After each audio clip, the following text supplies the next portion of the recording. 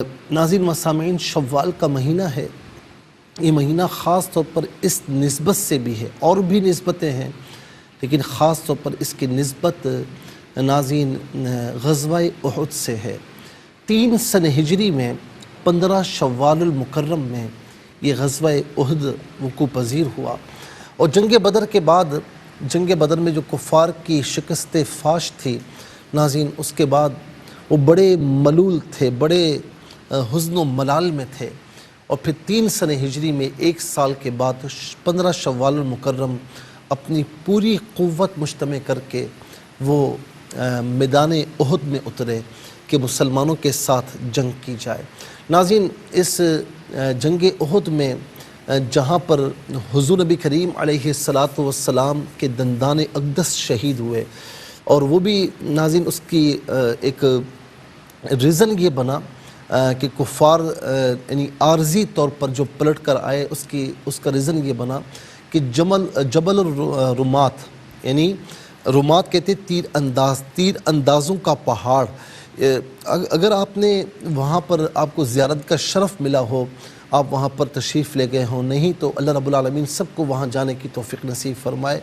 تو ناظرین، وہاں پر الٹے ہاتھ پر ایک چھوٹی سی اب پہاڑی ہے، یہ جبل الرمات کہلاتی ہے، اور اس کو ناظرین یہ وہ پہاڑی ہے کہ جہاں پر اللہ رب العالمین کے پیارے محبوب علیہ السلام نے 50 تیر اندازوں کو وہاں پر کھڑا کیا، اور فرمایا کہ کسی طور پر بھی یہاں سے ہلنا مت اور یہیں پر رہنا۔ اب ہوا یہ کہ جب کفار بھاگنے لگے تو مسلمان یہ سمجھے کہ اب ہمیں فتح و نصرت مل گئی ہے، تو تھوڑا سا ریلیکس ہو گئے اور مال غنیمت کی طرف آئے۔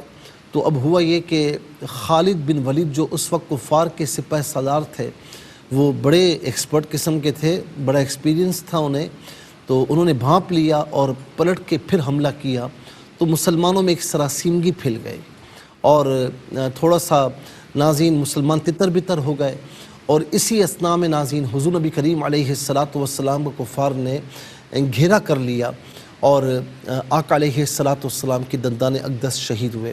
آج بھی جبل احد میں وہ مقام موجود ہے، الحمدللہ زیارت کا شرف ملا۔ اللہ تعالیٰ آپ کو بھی یہ شرف عطا فرمائے کہ آقا علیہ السلام جب پیچھے کی جانب تشریف فرما ہوئے تو سر اقدس جو ہے وہ پہاڑ پر لگا، تو وہ پہاڑ نے اپنے آپ کو آپ کے سر اقدس کے لیے نرم کر لیا۔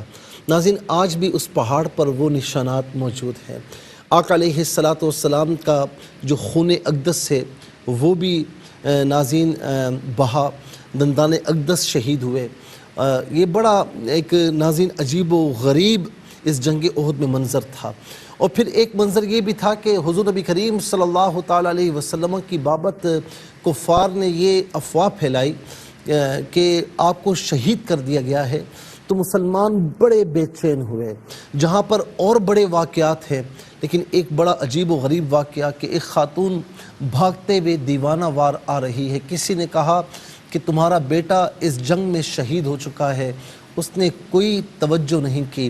کسی نے کہا کہ تمہارا شوہر اس جنگ میں کام آ چکا ہے، اس نے کسی کی بات کو نہیں سنی۔ جب حضور نبی کریم علیہ السلام کی بارگاہ میں آئی، آپ کو دیکھا تو کہنے لگی کہ کل مصیبت بعدک جلل، یا رسول اللہ، آپ کے ہوتے ہوئے ہر مصیبت ہے، آپ ہیں تو سب کچھ ہے، آپ نہیں ہیں تو کچھ بھی نہیں۔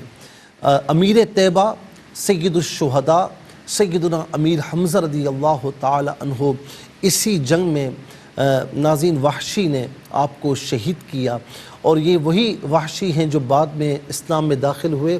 تو آقا علیہ السلام نے فرمایا کہ میرے سامنے مت آیا کرو، تم آتے ہو تو مجھے اپنے چچا امیر حمزہ کی یاد آتی ہے۔ اور پھر یہی حضرت وحشی نے رضی اللہ تعالی عنہ نے ناظرین مسلمہ کذاب کو، جس نے نبوت کا جھوٹا دعویٰ کیا تھا، اسے واصل جہنم کیا، اور کہا کہ آج میں نے کفارہ ادا کر دیا ہے۔ سید الشہداء امیر حمزہ رضی اللہ تعالی عنہ کے علاوہ مصعب بن عمیر، جو خوشبوؤں میں بسے ہوئے ہوتے تھے، نت نئے کپڑے پہنتے تھے، جب اسلام میں داخل ہوئے تو قسمہ پرسی کا بڑا عالم تھا اور پھر اس جنگ میں شہید کر دیے گئے۔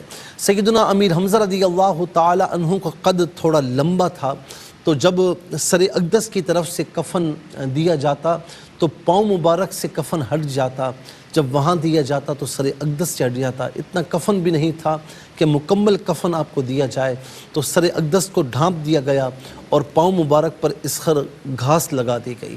اور حضور نبی کریم علیہ السلام نے کئی مرتبہ سیدنا امیر حمزہ رضی اللہ تعالی عنہ پر نماز جنازہ ادا فرمائی اور فرمایا کہ آج کے دن جو مجھے تکلیف پہنچی یہ بڑی تکلیف ہے، اور چشمان مبارکہ سے آنسو جاری تھے ناظرین۔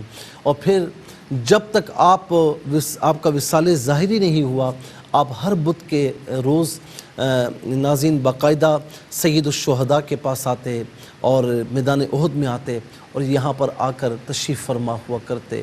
آج بھی وہ راستہ موجود ہے۔ ایک تو راستہ مسجد نبوی سے آپ نکلتے ہیں تو سیدھا جبل احد کی طرف جاتا ہے، یہ راستہ نہیں، ایک دوسرا راستہ ہے ناظرین جو پرانا راستہ ہے، اور راستے میں مسجد استراحہ بھی ہے جو ترکش دور میں بنائی گئی تھی، عشاقان رسول علیہ السلام نے بنائی تھی۔